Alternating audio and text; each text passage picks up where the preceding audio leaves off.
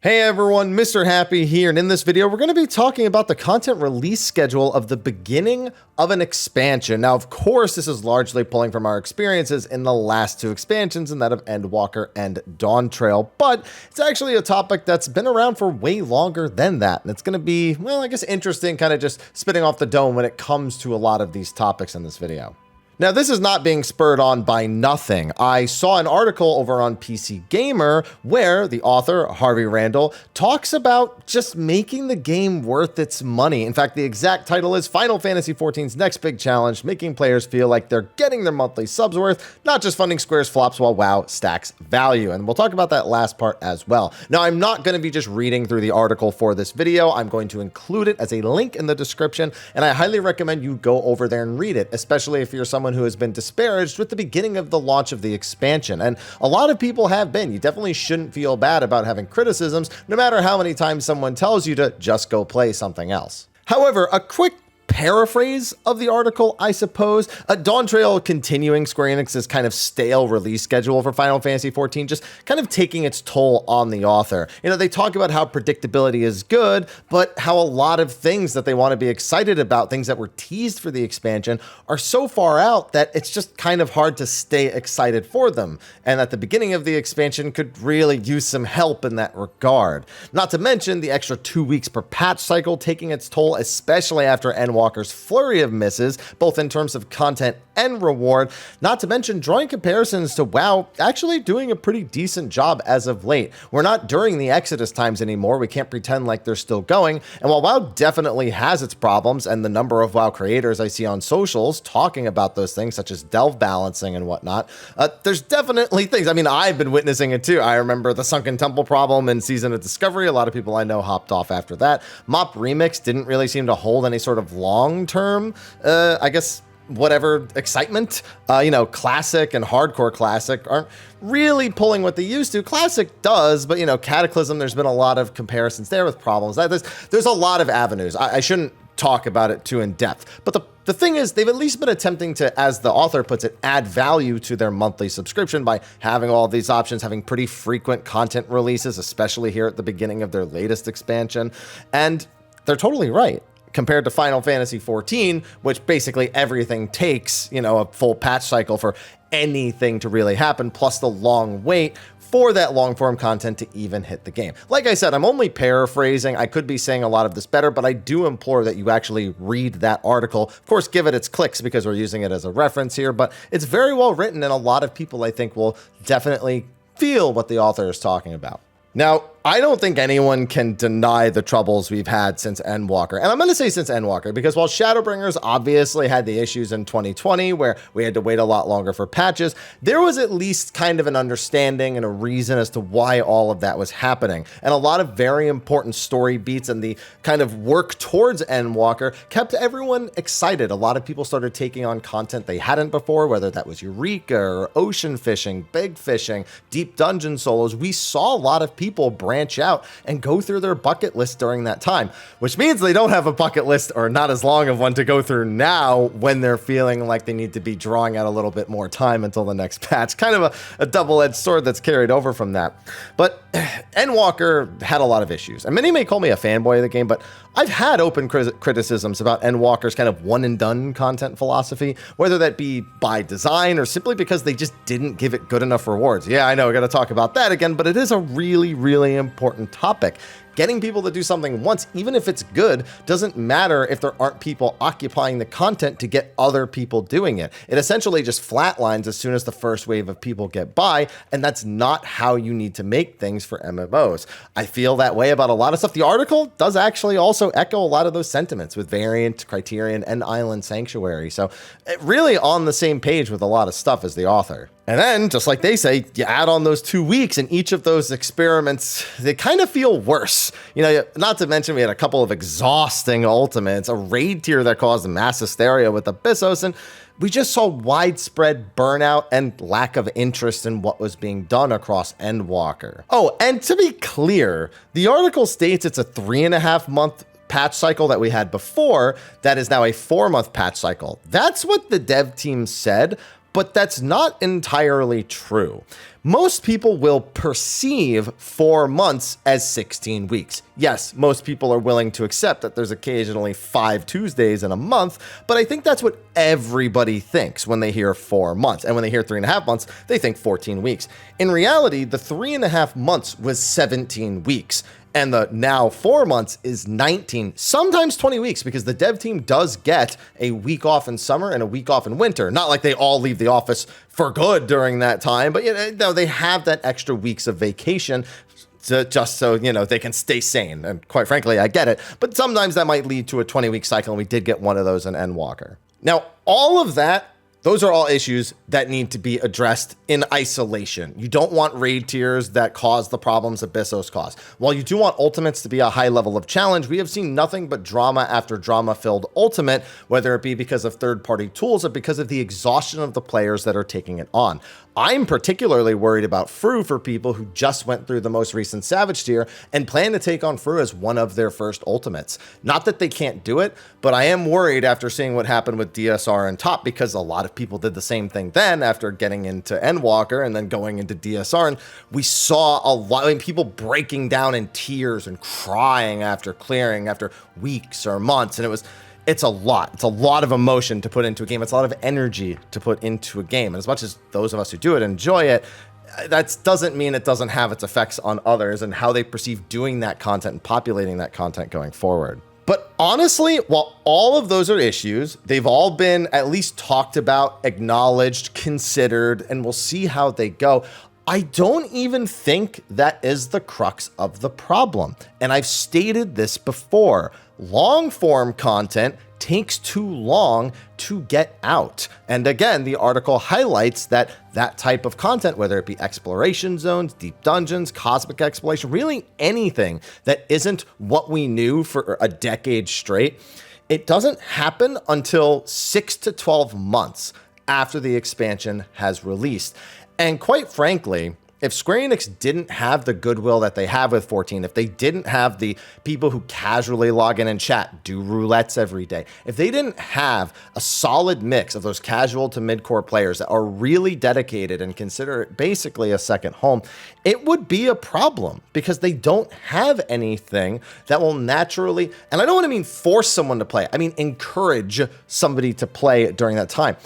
The micro goals they have are nice, but they just don't make up everything that you need. These big things that you spent years or like a year sharing around the world at various venues, at fan fests, live, they can't then take another year. They can't be things that are 2 years out.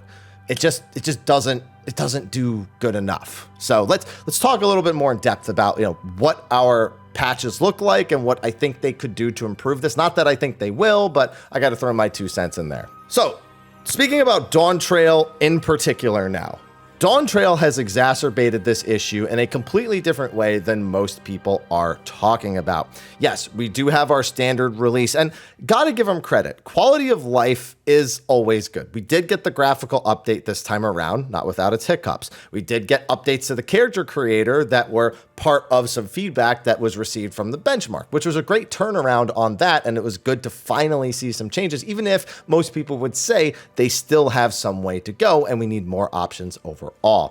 Not to mention Fates. They've updated the gemstone system. We want little things like that. We want new treasure maps. We want updates to the Fate system. We want updates to the way that we approach the game doing the exact same things we did before. We don't not want any of those things. But they are, in essence, the same things that we have been doing. And if you didn't enjoy doing them before, there's very little likelihood that that will improve. So on top of doing all of the same things and then having ups and downs regarding job balance or whatever, they also fumbled the post-release schedule. Now, I don't mean the normal mode and the savage mode. That was all as it normally is, even though a lot of people expected it to change. It's the news and the way that they stayed engaged with the community post-release. Dawntrail released, and Yoshida had mentioned that he wanted to do a Dawntrail roadmap stream. Same thing they did in Endwalker. It generated a lot of hype, a lot of discussion, a little bit of lost memory. I goldfish memoried certain things, and I would say, oh yeah, he said this, and then go back and be like, oh no, I was totally wrong.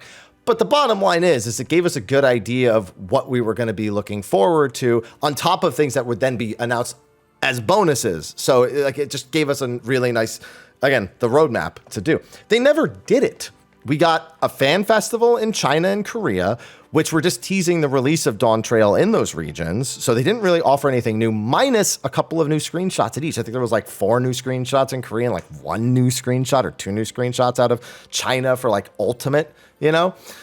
And then he went to like PAX Australia. He went to a whole bunch of different live events. And at every live event, there was really no news. In fact, like TGS, we didn't get a single interview out of him from TGS. We didn't get an interview out of PAX other than what was on stage.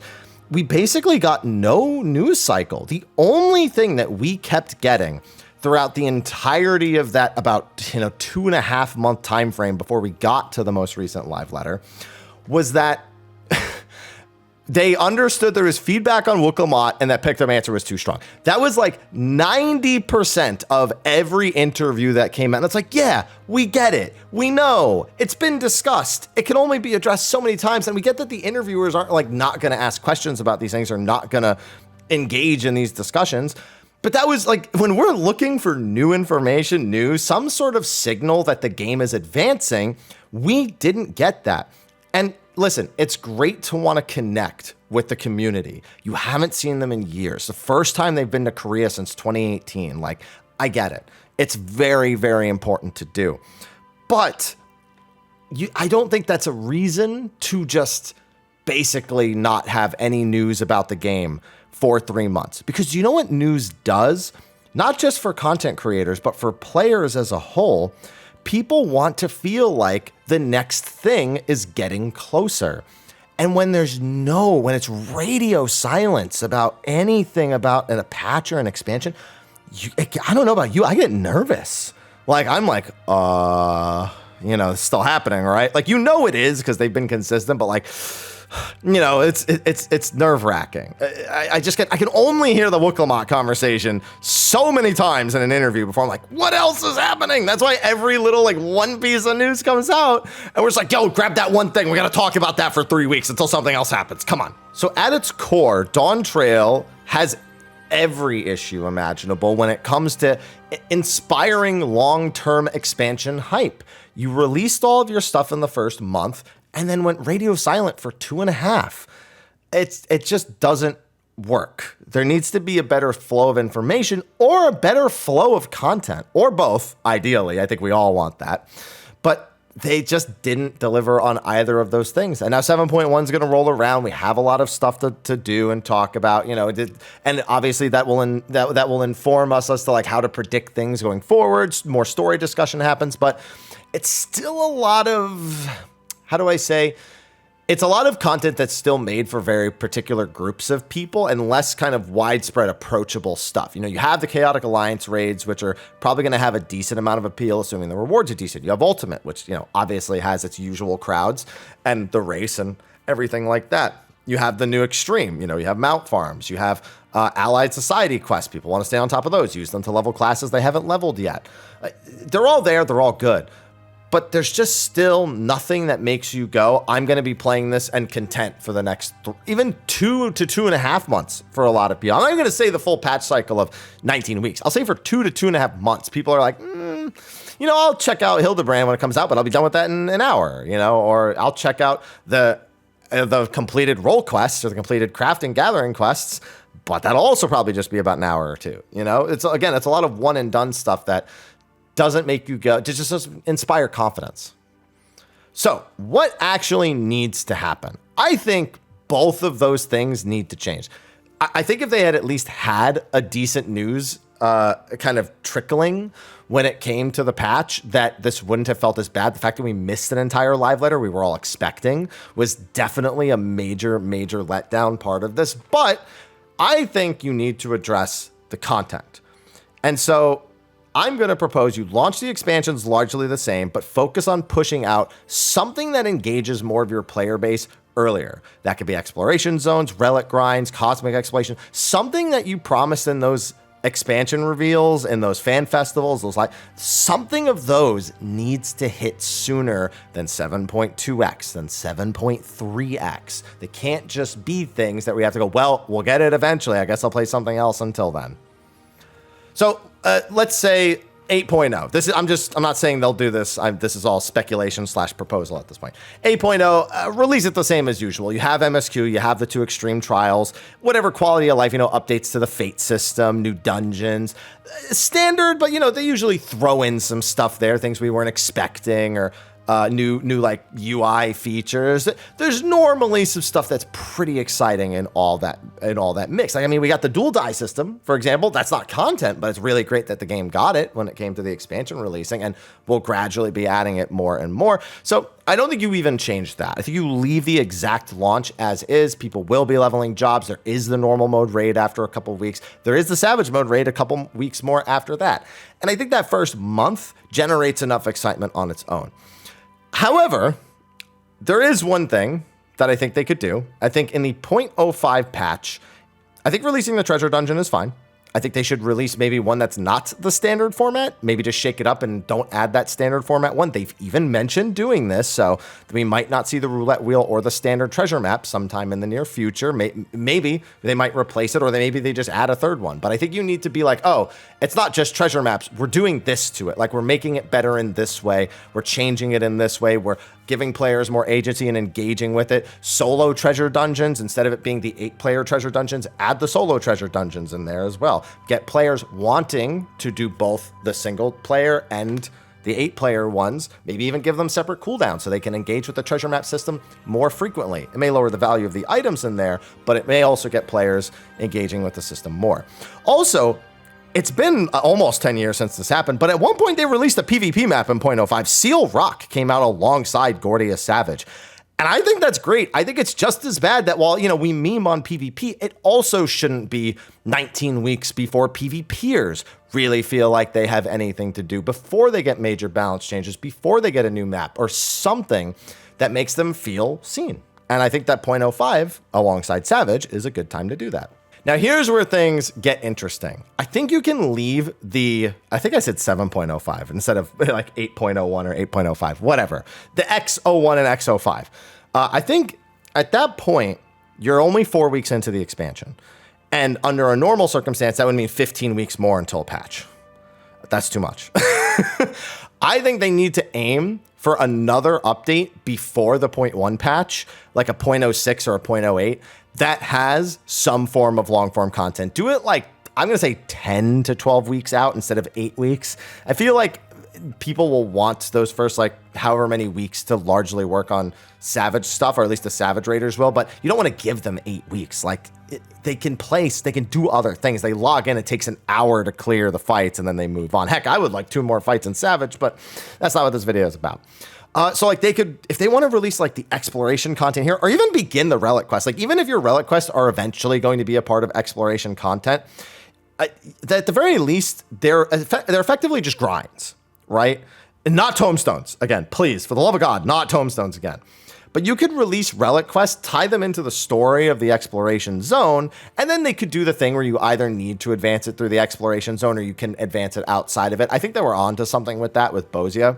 But get something that gets players engaging with each other and engaging with game systems. I think they need that like 10 to 12 weeks into the expansion release.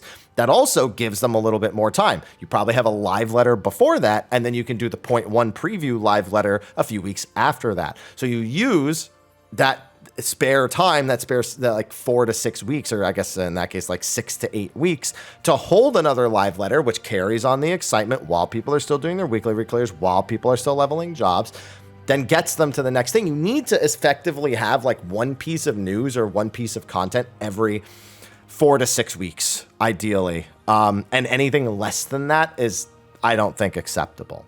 So yeah, 0.06, 0.08, whatever you want to call it, 10 to 12 weeks out, add something that players will be able to engage in for more than an hour or two. Not just like a little story quest, like a wrap up to the role. Do something of significance in that time.